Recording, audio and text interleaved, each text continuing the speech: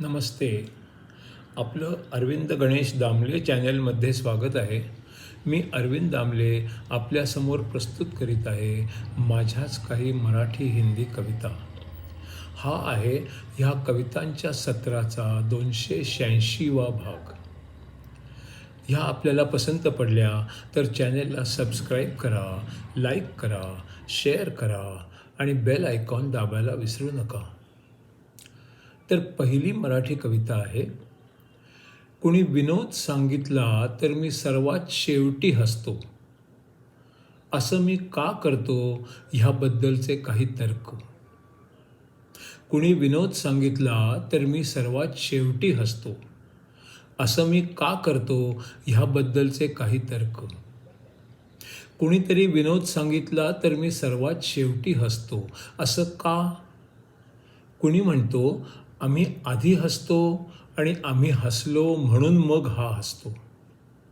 कुणी म्हणतो हा आधी सगळं ऐकतो, ते नीट समजून घेतो आणि मग हसण्यासारखं काही असलं तरच तो हसतो.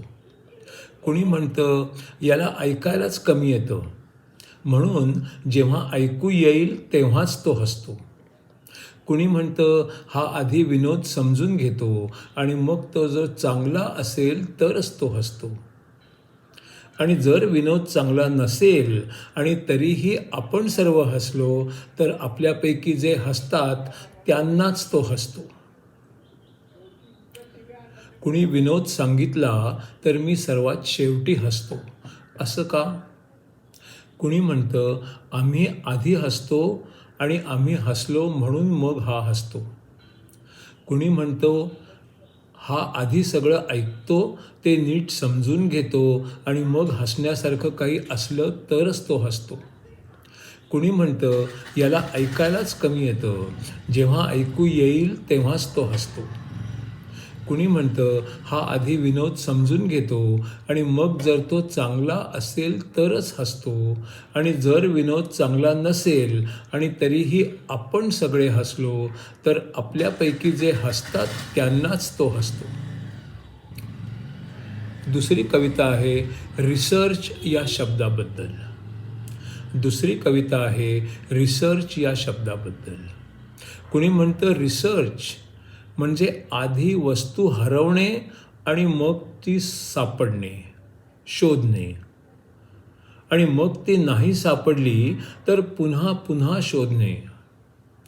कुणी म्हणतं ज्या गोष्टीचा अनेकांनी आधीच अभ्यास केलेला आहे, अगदी सर्व बाजूंनी सखोल केलेला आहे, त्या सर्वांचा पुन्हा अभ्यास करणे आणि तेच सुसूत्रपणे मांडणे.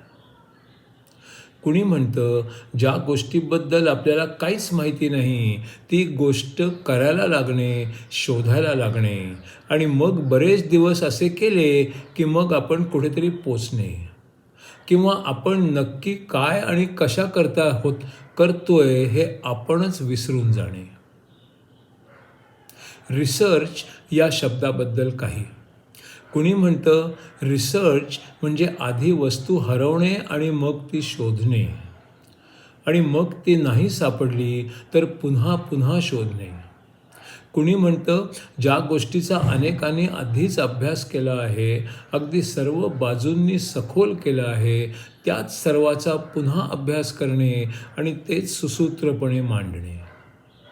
कुणी म्हणतं ज्या गोष्टीबद्दल आपल्याला काहीच माहिती नाही ती गोष्ट करायला लागणे आणि मग बरेच दिवस असे केले की मग आपण कुठेतरी जाऊन पोचणे किंवा आपण नक्की काय आणि कशा करतोय हे आपणच विसरून जाणे. आता तिसरी कविता आहे हिंदीमध्ये.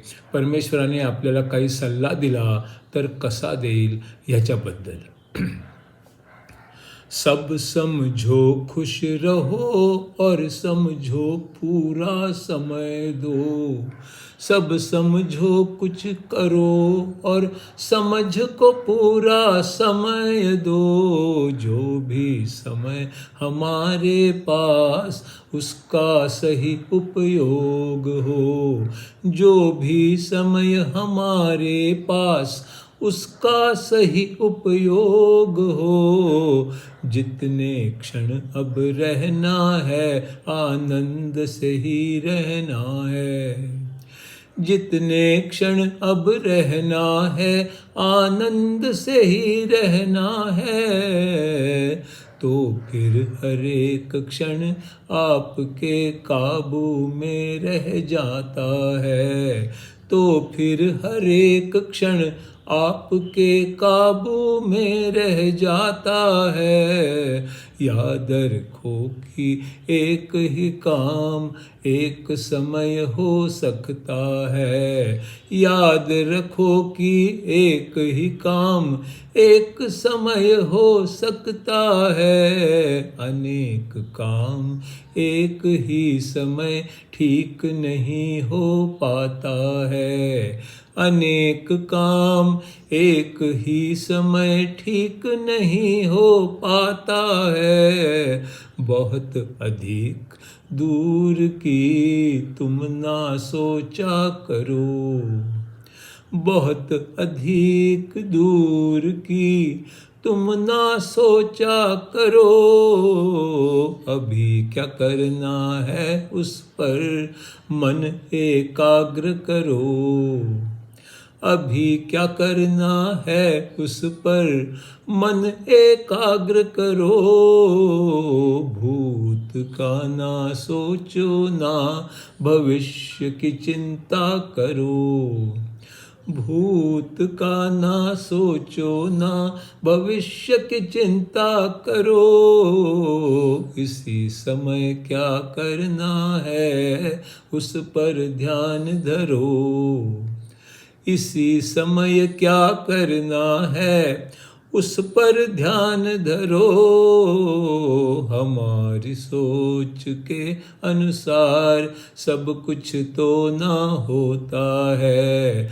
हमारी सोच के अनुसार सब कुछ तो ना होता है। थोड़े ही रोज़ों में सारा वातावरण बदलता है। थोड़े ही रोज़ों में सारा वातावरण बदलता है।